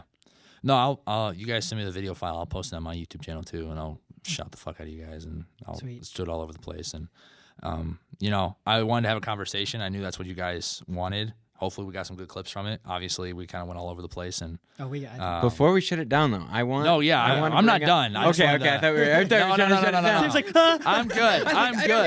I'm good. I wanted to apologize if I went off onto some. No. We love those tangents. Weight loss drugs and stuff. No, that was amazing. Super interesting for people. Yeah. Okay. It's more interesting, I think, than you think. Okay. So we went to high school and we did track together. Yes, sir. I taught you how to throw you were talking about discus. Mm-hmm. You're 2 years older than me. Yes. So I guess it was my freshman year would have been your junior year. Mm-hmm. So for 2 years we were in track together. Mm-hmm. Now, you guys might not know this, but I was a track star. I don't know why she's a track star. That's what I was thinking that. But Noah was actually. No, I wasn't. Yeah, you were pretty good. You were a good thrower. The fifth best thrower. I was not that good. Okay, well, you were up against. Sam was 8th, so that's good. Yeah, I was 8th. Of the seniors, I was not great, but I mean, on the team as a whole, I guess I was okay. But of the seniors, I was one of the. But then also, you were loved by the team just because you're an awesome guy. I feel like that needs to be said. I feel like everywhere you go, everyone loves you just because you're such a kind, nice guy. Whether you believe it or not, you know, deep down, you're like, yeah. Well, thank you. I appreciate it. But do you have any memories from? So many. Right. It was so fun, dude. It was such a track blast. Was fun. And that was like another thing. Like, I was didn't want to do football because I did football when I was younger, and I had a bad coach, so I didn't want to do it anymore. I was like, I want to do something for high school. You know, I was like, fuck it, I'll do track. I've never done track, but I like Bushlin. You know, the coach. Bushlin was awesome. That's another. Talking about heroes. That's one of my biggest mentors ever. Bushlin. Dude, you ever hear him call me Fountain? No. Called me Fountain because there was a spigot of water. You remember through? Oh, when in I the back? broke that shit, dude. He always brought that up. Yeah, Oh, Fountain. yeah, I remember that. Yeah. Or Old Faithful. They called me Old Faithful all the time too. Yeah. So, funny story. Every day for track practice, we do our warm-ups and we sit in a circle and coach talks to us. And coach wasn't in the greatest of moods that day. He wasn't pissed, but he was just kind of a little annoyed, and because some kids were being squirrely. You were one of the squirrely kids, by the way. You were very squirrely when you were young. Okay. I had to rein you in a couple times. But he's still squirrely. That's so. Anyway, that day, I shit you not. So we're talking, coach is talking, and he tells us a story because there's some cross country or there's some long distance runners that were goofing off. He's like, okay, let me tell you a story. A couple years ago, I said, whatever you do not. There's when we throw on a platform, you have to throw on concrete. So we're on concrete, surrounded by grass, throwing into a field, and next to this concrete, there's a tall, like 3-foot spigot coming out of the water. It's just a PVC pipe with a nozzle on it. So, like for the football players, just get some water in the water bottle. It's literally just like a hose attachment. It's just that's it. But it's like for football and it's for gardening and stuff. So it's there right next to where we throw. And he's like, "Okay, a couple years ago, we had some kids screwing around. Don't hit the water pipe. Don't hit the water pipe because I told them not to hit the water pipe, and then they hit the water pipe on purpose, and then it caused like $1,000 worth of damage." So I go to practice, I'm throwing in the same spot I've thrown for years. I think this is my sophomore year, so I guess it's 2 years. Anyway, I'm throwing like it's normal. It's a little wet outside. It was a little rained earlier, overcast day. And go for another routine throw. Wasn't trying to do anything malicious. Discus flies way out of my hand, way before it's supposed to, knocks the entire spigot clean off, and creates a 5-foot fountain of water into the air. The entire practice can see it. And my jaw fucking drops, dude. I'm like, there's no way that just happened. There's literally no way on the day he mentioned this fucking water fountain that I do the exact same shit. He's going to think I did this on purpose. So I tried to stop. All my friends like, stop it. So I like run over there and I try to like turn the thing. The thing wasn't on. It was the entire water line going into the sky. Oh my God. So I'm soaking wet. So then we go get the coach And the throwers are done practicing because we're now practicing in a lake. So then the coach comes over and he's like, okay, I'll go get the grounds guy. Because I think he knew that I wasn't doing it on purpose. Like I've never been that. Like I was never that kid. I was never do something that he told me not to do. But yeah, I got called Fountain and Old Faithful. I shit you not, it went over like the height of the ceiling, bro. It went up in the air. Like I know what one you're talking about because he brought it up. Oh, dude, all every the time. I got called. I mean, it was a fun joke. Like that was one of the funny nicknames. I liked that nickname because it was a funny ass story, dude. I have a picture of it way deep in my phone. Unlike when you when they call the Old Faithful, I took a smile picture from like 100 yards out, and you could still see it sprouting into the air, and you see in the background the guy in the John Deere tractor going to fix it. It's like, oh, I'm so sorry, bro. Yeah, that was tough, man. That was the story. That's the story that kind of sticks out to track. Like it was just very laid back, very chill vibes, a great group of guys. I loved teaching the young guns, and the meets were fun. It was a brotherhood, screaming at the runners. Like there's a little bit of rivalry between the cross country runners and the short distance runners and the throwers and shot putters, and then the fat man relays. Absolute blast. You get 4 300-pound tanks running around a track as hard as they could, huffing and puffing. That's a blast. Do you still throw? Hell no. That's gone. That era. I like throwing. I mean, I bought discs to throw at home, and I would every once in a while, but it's not really a sport that you can just go outside and throw, right? No, you want to go throwing, boys? I would. You gonna go throw? No, I have friends that are like frisbee golf and stuff. I'm like, man, if I'm gonna do frisbee golf, I'm just gonna throw discus instead. Like, I'm just gonna go discus golf. But no, I enjoyed throwing a lot. Actually, I didn't like shot put very much. I feel like everyone likes discus and does shot put because you have to. There are a couple of the football players that really like shot put because they could fucking boys. launch them, dude. So yeah, I mean, I loved it. I really enjoyed it. I love the camaraderie. I love the sport. It was fun. It was like you versus you because you weren't playing really against anybody else. It was like golf or tennis, you know, like you're just, I guess not tennis, but golf. Or like running races. You're just fighting against your old time, you know. You're fighting against your old PR distance, you know. You got 50 feet hard, I'm gonna get 52 feet this time, you know. So I enjoyed it, but I just don't do it myself anymore. I got other shit to do. This kind of goes back to when we mentioned a little bit that we're doing. I mean, we're just starting our film careers along with like YouTube stuff. I mean, we've been doing YouTube for like 3 or 4 years, but I see this vision down the road of you being able to be this personal trainer we can call to help the actors. Like, I think that would be such kind of fun. Like, not really like, hey, you could work for us in the future. Not that, but saying, I think it would be cool. I think we've been on a movie set to work, and it's awesome. You guys got to talk more. I want to hear more about this. Well, we've talked about it. I know you talked about it on the channel. Yeah, we'll talk about it after. Okay, that's fine. No, we can talk about it. Yeah, it's up to you guys. Your show. We can cut it off whenever. We will, because we'll be good people for you. I want to stay humble, but I guess we went to L.A. and Hollywood. I guess we did go to L.A. Yeah. We went to L.A. We actually got our tickets paid for. That's so cool. To do a job out there. I have family out there, and my cousin plays on this pretty elite travel softball team. And parents in California will throw money if you ask. So he said, hey, this amount of money is what we need per player. They have 10 players on the team. Fly us out there. We'll take photos and do highlight videos for you guys. And it was an incredible experience, except it's so sad to see the amount of homeless people in LA. Dude, I've heard about that, man. It's really, once you're there, like you hear about it, but when you're there, it's like, it's everywhere.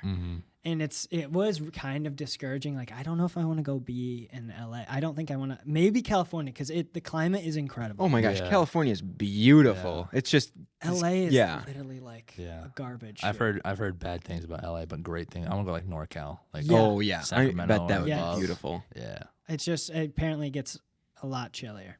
North, who knew? Crazy. California is huge. So we actually we have a connection with a Oscar-winning cinematographer. That's good for you. So we talked to him out there and he's actually through the prison guard, Mr. Port, his son's best friends with this guy. Oh. I knew Mr. Port from I went to St. Joe. You went to prison too. So while I was in prison, let's say Luke stole a couple $1 million. Hey, watch out. But he would watch our basketball games, and he would talk to me about basketball, and we just yuck it up. And he's like, hey, you do film? I'll give you. His name is funny enough, Sam as well. So that kind of gets confusing between us. Nice. His name's Sam Davis, and I'm like, okay.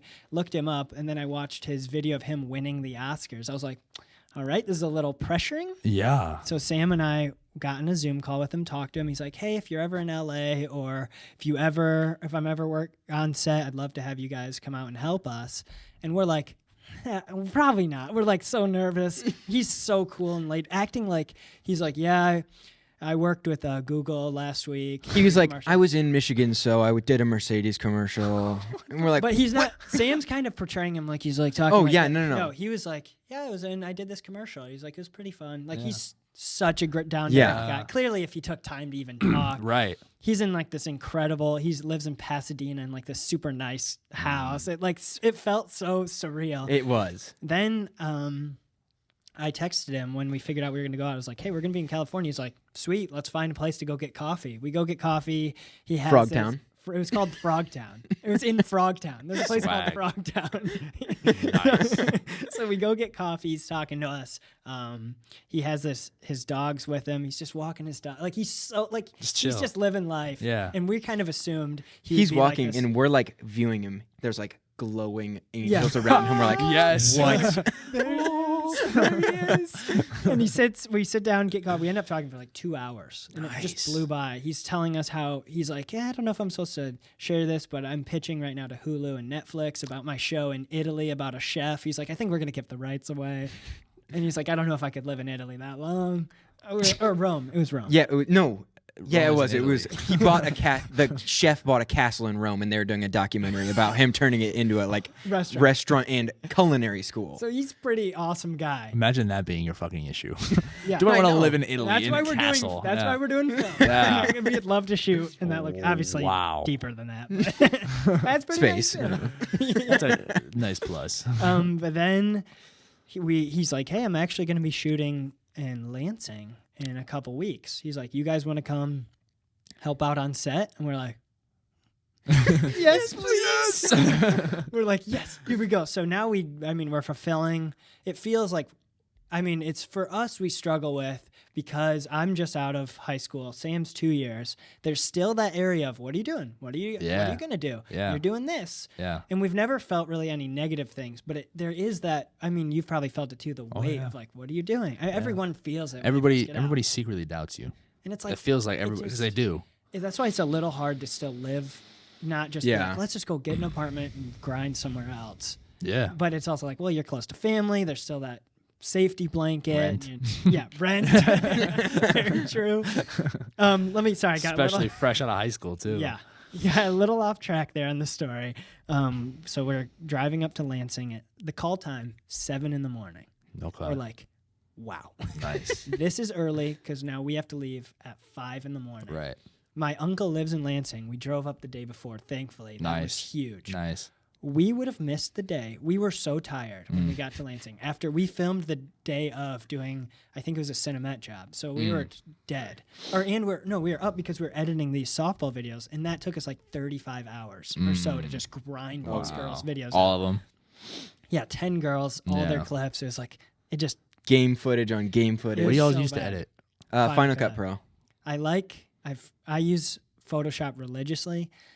Premiere, it doesn't render fast enough for the amount of stuff. We want to eventually hire an editor to do stuff because editing is that's why the only thing I'd have the problem with working with you and helping you out doing editing, or just even working for you doing editing, is we don't want to be doing our own. Well, that's now I know. Now I know not to go that. It's like, yes, I would and the other, I know I'm getting off, but I want to go down this road a little bit. I think it'd be sweet to take some photos of you at some point, doing some sweet workout photos. 100%, yeah. I think I could do some sweet shoots. Plan is to get pretty shredded here in the next 2 months, so let me get shredded. Are you wanting to do shows? Bodybuilding shows? I'm gonna get into bodybuilding. I'm too fucking tall. And how tall are you? I'm 6'4". Yeah, because we're usually taller than everyone. And then you're taller than so. Well, I'm not. It's a disadvantage. So when you're bodybuilding, anyway, I'm not gonna go into like as a career or nothing like that. It's gonna be like once or twice, maybe 3 times as a personal victory. It'd be fun to do the process, go through a prep. I have friends that have done it, and but I gotta get way bigger. I just gotta get bigger. Like I'm just as strong as some of my friends that look like they have been lifting for 5 years longer than me because they're shorter. You know, like they look like beefcakes, and I look like I have fucking bag of wet noodles sometimes. It's because I'm tall and I got longer limbs, I got longer levers, I got more actual muscle fibers to build out. So, but yeah, I will eventually. What is the height? What is like the average bodybuilder height? Is it right around 6? It's usually pretty short. For example, the guy who won the classic division of the Olympia, which is like the division of the biggest Olympia competition, which is the biggest bodybuilding competition. Chris Bumstead is 6 foot or 6'1". He towers over some of them fuckers. I've seen him. He's massive. Oh, so hot. He's such a specimen. I'll back you up dude. on that one. Damn. Hey, we're all for complimenting a good man. We've talked a lot about attractive men on the podcast. If you have seen Chris Bumstead, you will instantly be like, yeah, okay. There's Oiled a bit. up. This man is beautiful. And just the most jacked you could be. I mean, and he's tall. Yeah. Like last year, he actually was in the Olympia, and he didn't come out with his best package. Like I like watching bodybuilding. I'm very interested in it. And he didn't come out with his best package. Like he wasn't as lean as he could have been. And it's stupid to say because he was still like 4% body fat. Yeah. But he had been leaner in the past, and you know he could have gotten leaner after a full year of prep. And there was a guy that was 5'6", Terrence Ruffin, fucking insane physique, looks absolutely ridiculous, and his posing is literal art. Like it will bring you to tears. Greek sculpture. Dude, it's literally like his they call it flowing. Like when you hit a pose and you have a different flow to the music and how you transition, you're being watched the entire time. So you're getting judged on your posing and your transition from different poses. So, but watching him pose is absolute art. So his posing, in my opinion, is better than Chris's, and his conditioning last year was better than Chris's. I'm like, this motherfucker should win, but Chris won because he's 7 inches taller. And when you look, Chris. and when you look at it on a stage, he's just fucking bigger because he's taller. Yeah, if you're standing next to someone that's 6 foot and so massive, so even if you're huge, in 5 or 6 or 7 years, that's when I'll get scary looking because I'll have the muscle mass. And I'll actually fill out this frame. I mean, I have a good amount of muscle mass now. I'm not, but you know what I'm saying. Like, comparative to bodybuilders, I have more potential than most people, but it takes a lot fucking longer. Just because of the height and you just have more limb. You have more to fill out. Has there ever been a bodybuilder that's over like 6'6"? Yeah, like 6'8". There's a there's a German guy that I see on What's the Instagram. one guy? He was in Game of Thrones. Yeah, the mountain. Oh, the Thor. mountain. Yeah, Thor Bjornsson. That motherfucker's enormous. He's terrifying. Have you seen him lean, bro? He did a boxing event last year. Let me look with at Eddie Hall. He's a 6-pack. Oh my gosh, they boxed 320 with a 6-pack. Jeez, that's so scary. Yeah, he boxed Eddie, right? Eddie Hall, who's also one strongest man in the world. Yeah. But he's shorter. Yeah. But he's still just you can tell mass. Oh my gosh, Thor is so tall and just so big. Yeah, it's literally fucking laughable. Like they're weighing in at over 300 pounds with abs. Oh, imagine taking a shot. Wow, look at that height difference. Yeah, he could literally grab your head. I've seen him do it. Yeah. It's insane. Yeah, no, that's a guy I love Thor. I love all of his stuff. He's a cool guy. He streams. Yeah. I would. Yeah. What game does he play? I don't know if does he play games? Do you know? I don't know. I saw a clip of his. Oh, I saw him. He was shoulder pressing his girlfriend last time I saw on stream. Probably just casually. Yeah, he was. His girlfriend's literally like 4'9", dude. Okay, his that's girlfriend is so. That's what I'm saying, dude. Dude, when I met my girlfriend, she's 5'2" and blonde. I was 306'4", and my dad's like, "Is this what you're going for here?" And he took a picture of Hathor Bjornsson with his fucking girlfriend. He's like, "Is this kind of what you're kind of going for here?" But that's the struggle of being tall. Yeah. I mean, but he's a different machine, man. I would love to be half as strong as him. That's the Dream Podcast episode. Oh my God. Throw him right there. Yeah, that'd be sick. Actually, the Dream episode, lot I to want to learn have from. Nate right there and do 4. Oh, dude, we would have that would be a 7-hour episode. Nate, Noah, Luke, Sam, Thor, you know. Yeah. So Thor, what do you think? Look, we're talking about editing softwares and like different ways to cut faster. He's like, okay. It's like I could bench all of you if I wanted. He could, bro. He could. I could kill all of you right now. Do you watch boxing and like fights? Yeah, my dad was really into UFC growing up, so I would watch a lot of that. I used to watch like all the fake wrestling when I was younger with my grandma. That was our thing. With your grandma? My grandma loved that WWE. Cool yeah, she was fucking awesome, bro. She was like Rey Mysterio, John Cena, all that stuff from like the fake wrestling. I grew up watching that shit with my grandma. That was our thing. But my dad really likes UFC, and actually, I'm actually like literally 2 or 3 days ago, I put something on my story like, hey, Muay Thai, BJJ, or boxing. And I voted, and I didn't know. Yeah. I was like, Muay Thai. Yeah, no, that's the one I'm leaning towards. So you voted correctly. You're welcome. Didn't vote on that one. I didn't know it. Yeah, Muay Thai is Thai boxing or kickboxing. Because I'm thinking about getting into it for fun. That would be a good way to condition too. Right? Yeah, but I also just want to be like, I've had the mentality. I like to have the mentality of like, what you said jokingly, like I could kill any motherfucker in this room.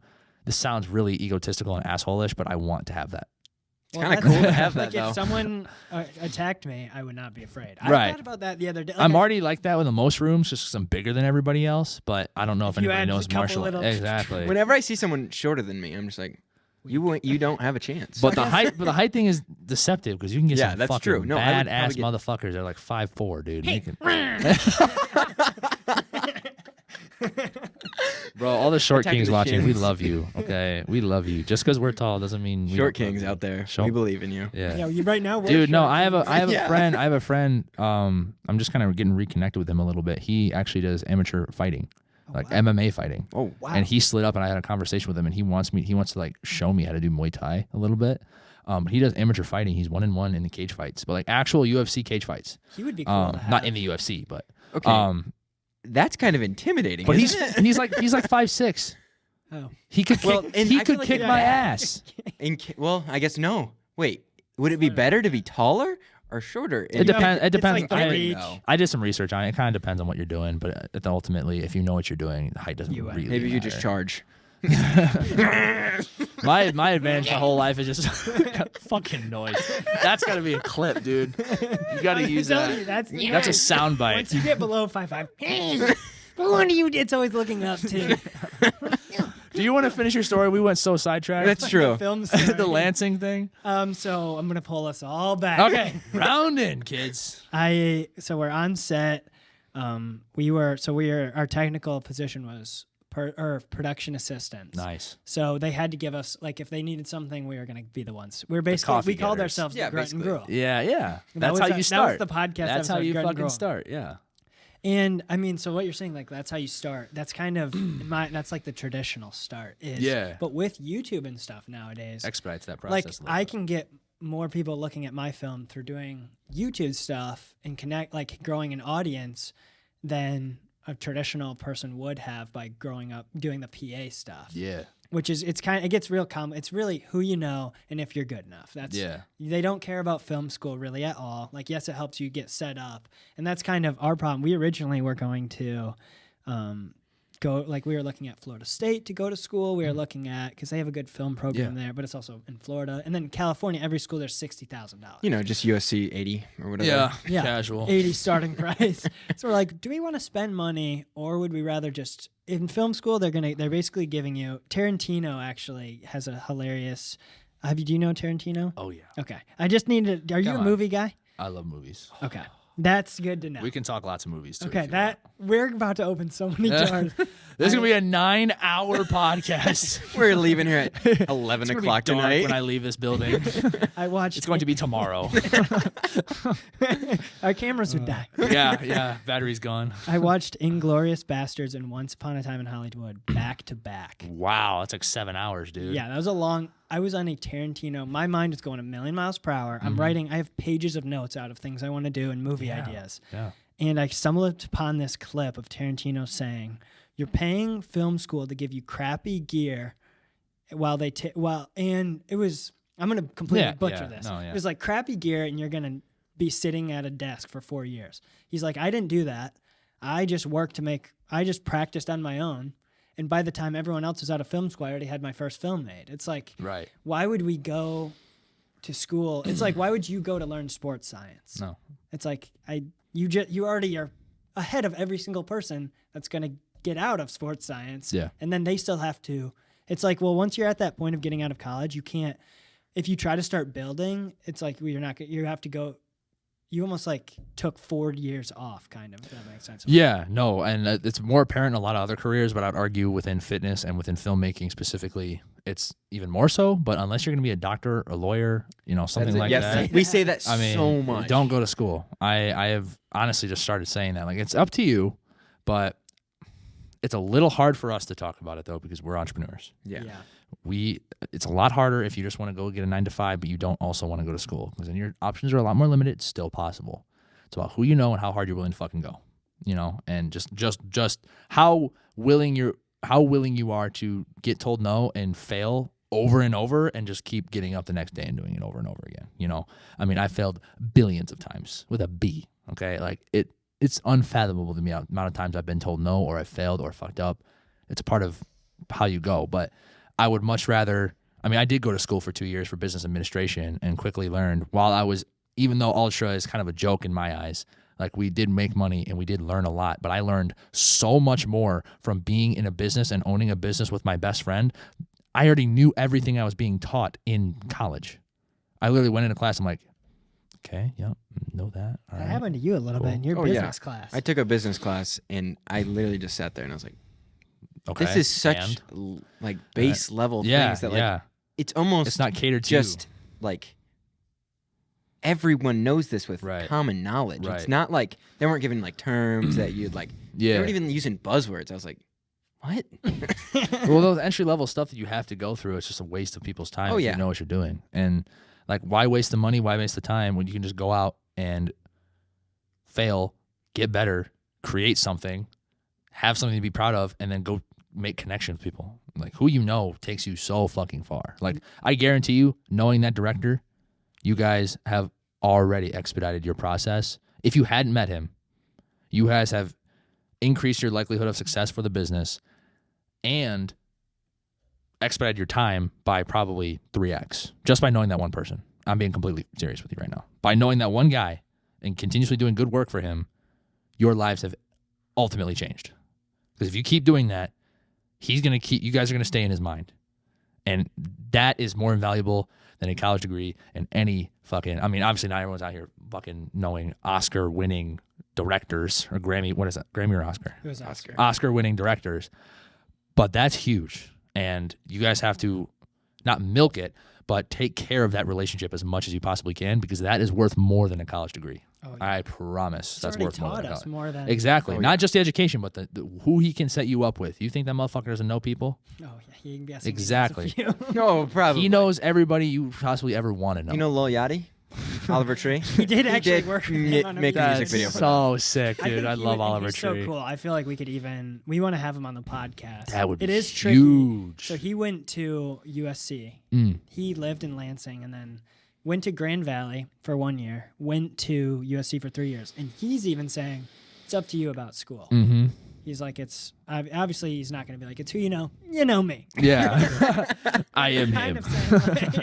We're kind of saying like, hey, you guys already got your foot in the door with this. Just go make stuff. And he really is. I had him for my first film. This is how cool of a guy he is. I sent him it, and I said, hey, can you give me, he said he would give me some feedback and let me know. Like, that's so cool. That's invaluable, bro. He gave probably 2 pages with timestamps of all the things. Are you serious, dog? I was like, wow. This is kind of surreal. I was like, I got so lucky that he's so nice of a guy. Yeah. Like, how many people that have done Well, that you'd be surprised with how many people will do that. If you're a successful entrepreneur, he's not an entrepreneur, but if you're successful in your space, people like helping young people in their space. It's just finding the hungry people that are doing it right, Very true. So, and once you start, but obviously there's assholes. Yeah, obviously, especially in Hollywood.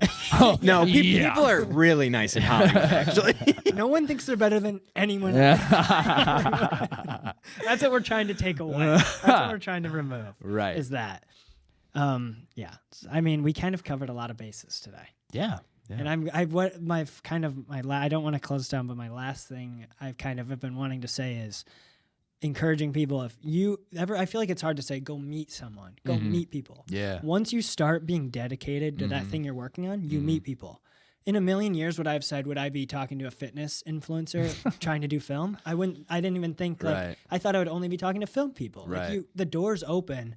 I know that you're hustling. You know that we're hustling. We instantly have a connection that no one else that's not hustling can. And now I'm one person away from an Oscar winner. That's that's all you're here. You actually did see one of those episodes. You're like, who's he? I gotta meet this guy. So I heard you guys did a film thing or something. I do not have really any practical use for that, but it's just a cool little. But it's a cool thought to think about, you know. We like to throw that one out if people are like, "Hey, have you met anyone?" Like, Oscar winner. Not really, just this guy. Yeah. And I want to tell everyone. Obviously, you've been loving. If you've made it this point, you love Noah, and maybe you love us a little bit too. It's on your channel. We love Noah. We love Noah. I love Suka. Can I get a Suka hat or shirt, or can I buy one? So we've actually done an insane marketing technique by making only the merch, but only doing it for ourselves. That's good. So people ask us, hey, it's probably once or twice a week or more, about where. Your camera's right here. No, I'm looking for shirts or something. Oh, there is a hat up there steal. if you. I will put. Never mind. It's not over there if you're stealing. We have all the people on the podcast, and we want to start doing where we give them a piece of thing, like a merch. And it's kind of like a marketing thing. Like 100%. If they happen to wear that one day, we released 50 shirts about a year and a half ago. They sold out. Nice. And people would wear them around school. So that was a pretty surreal experience to have. But merchandise, that's on the way. I got a little caught up. I want to tell everyone, if you want to find all of your stuff, I'm literally going to link every single possible. Do you want to shout anything out before the end of this? No, I was on a podcast a couple months ago with one of my clients owns a media company, and I kind of said the same thing on his podcast. Like, I have to earn your attention. So if you like anything I said, just go to my Instagram and then check me out, but I'm not going to ask for a follow. I'm not going to ask to go check anything out. I'm not sure as hell I'm not going to ask you to buy anything from me. You got to learn who I am first. So it's at @thebiggestfella _ on Instagram and on TikTok. Most humble people ever, apparently. Apparently you can't mess up anything. Shut up. And if you Google, you know what everyone's doing right now? Oh my gosh, I need to now. Oh my god! And you didn't even do it on purpose. I'm pretty sure if you Google Big Fella Fitness, I'm pretty sure I'm the first thing that comes up because I do have my DBA. So that's amazing. Thank you for coming on, Noah. This has been amazing. Thank you for now we get to talk about a bunch of things. There will be a 4-hour conversation after this video. And for about $10.99, you can buy the extended cut. Yeah, the OnlyFans version. Yeah. We're gonna have no clothes on, and we're gonna do this, and we're gonna talk about business. And Thor will show up. We will see you next week at 7 a.m. Later.